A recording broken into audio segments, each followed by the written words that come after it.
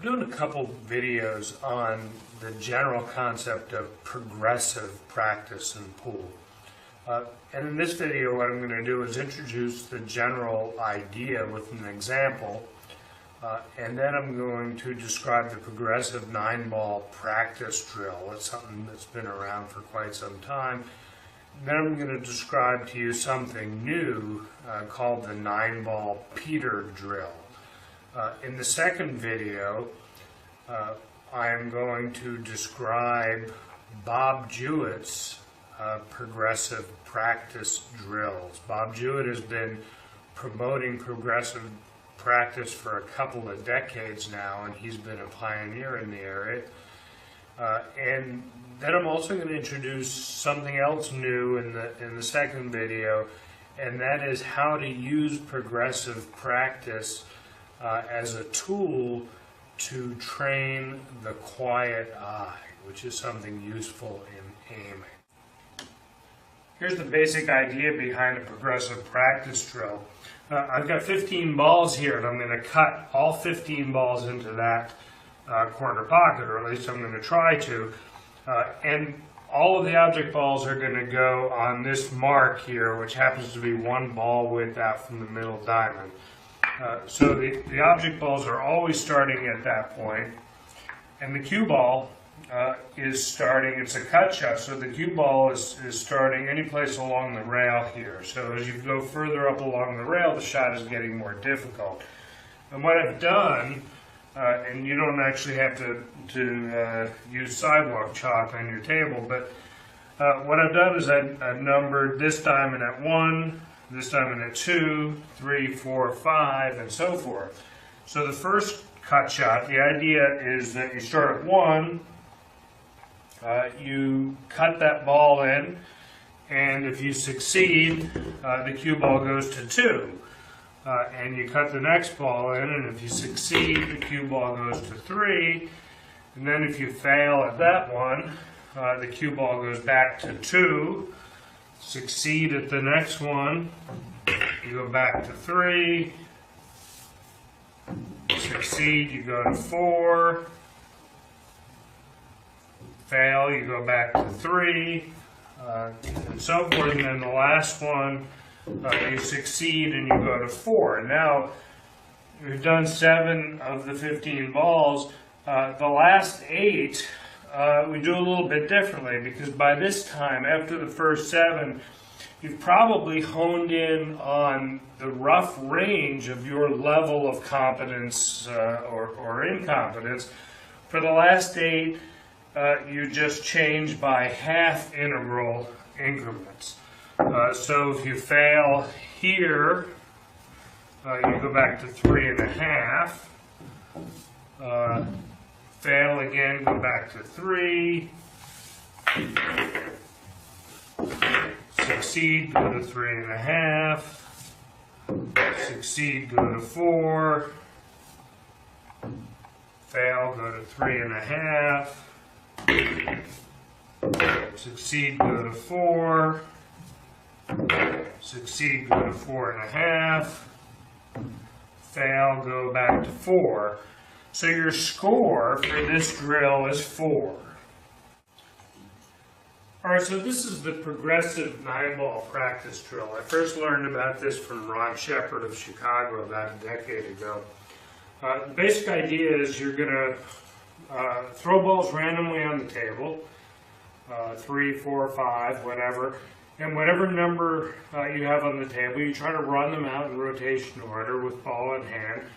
If you succeed, you do it again with a higher number of balls. If you fail, you go down a number and try that.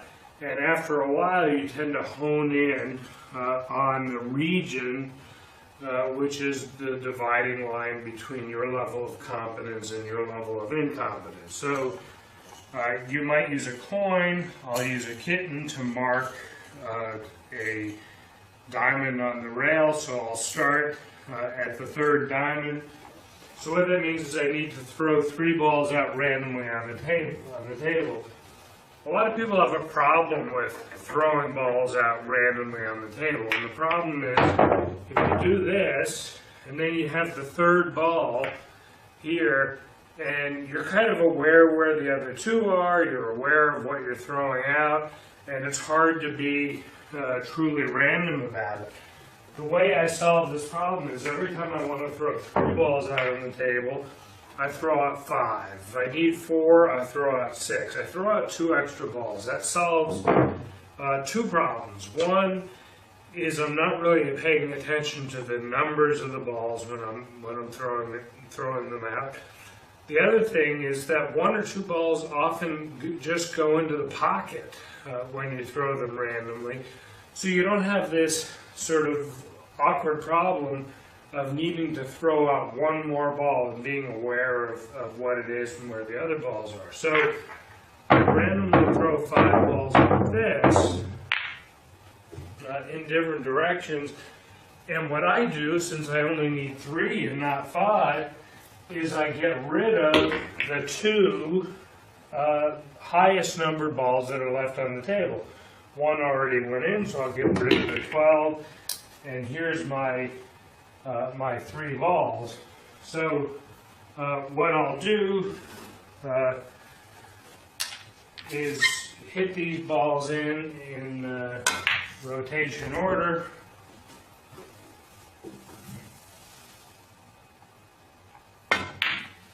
And if I succeed at 3, I'll go to 4. Okay, so now I need to throw 4 balls out, and I put the kitten at 4.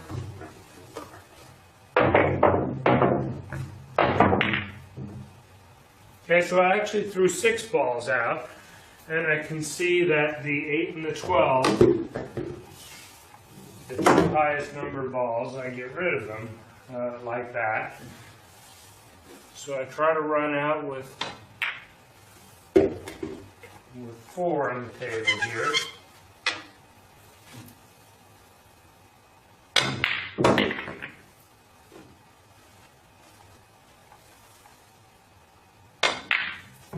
So I failed at 4, so I go back to 3. You keep doing this, and you can keep records, and you can start up where you started off, and so forth. So here's a fun variant of the progressive 9-ball practice drill that I call the 9-ball Peter drill. It's named after the Peter principle. You may recall what the Peter principle is. In organizations, workplaces, people do jobs, they do tasks, and they get a review, and if they do well, they get promoted to a more complicated job. And then if they do well at that, they get promoted again. And this happens until they get to a level where they're no longer doing well. And then they get stuck because there's no mechanism to go backwards. So if you look at organizations, there are tons of people that are stuck at levels where their performance is mediocre, or even at levels where they're incompetent. From an organizational point of view, this is a bad thing.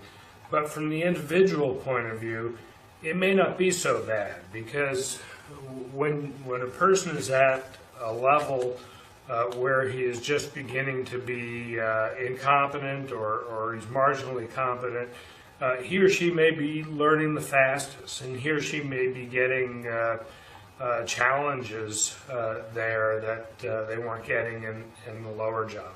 So to an individual, it may not be such a bad thing, and that's the concept here. So the Peter drill, the 9-ball Peter drill, is like the 9-ball progressive practice drill, but the progression is a one-way valve. There's no way to go back. And furthermore, there's an end to the game. It's not just something that goes on. So here's the idea. You are the bison here. You might be a coin if you don't have a bison.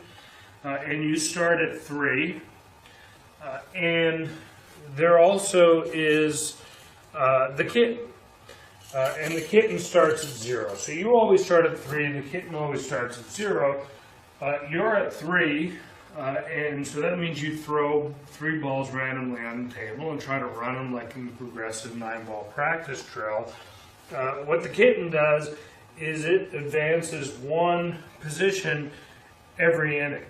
So if you succeed running 3, then you go to 4 because you succeeded, and the kitten advances. If you succeed at 4, you go to 5, and the kitten advances.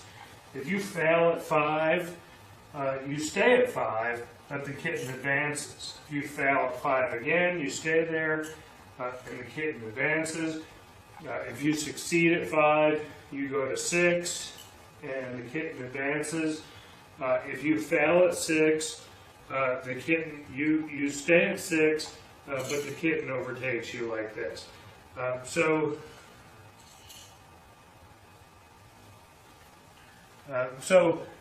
there is your level of incompetence at 6.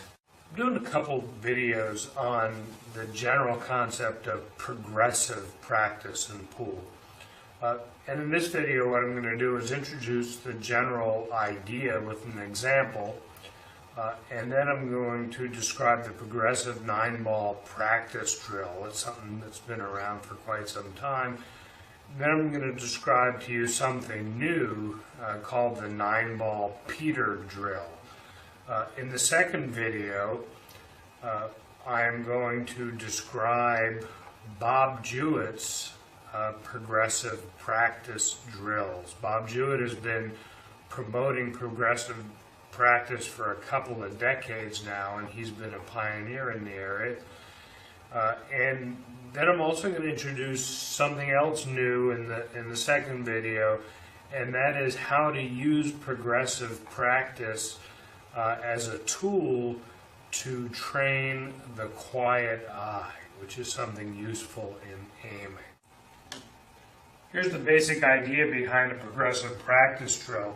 I've got 15 balls here, and I'm going to cut all 15 balls into that corner pocket, or at least I'm going to try to. And all of the object balls are going to go on this mark here, which happens to be 1 ball width out from the middle diamond. So the object balls are always starting at that point, and the cue ball is starting, it's a cut shot, so the cue ball is starting any place along the rail here.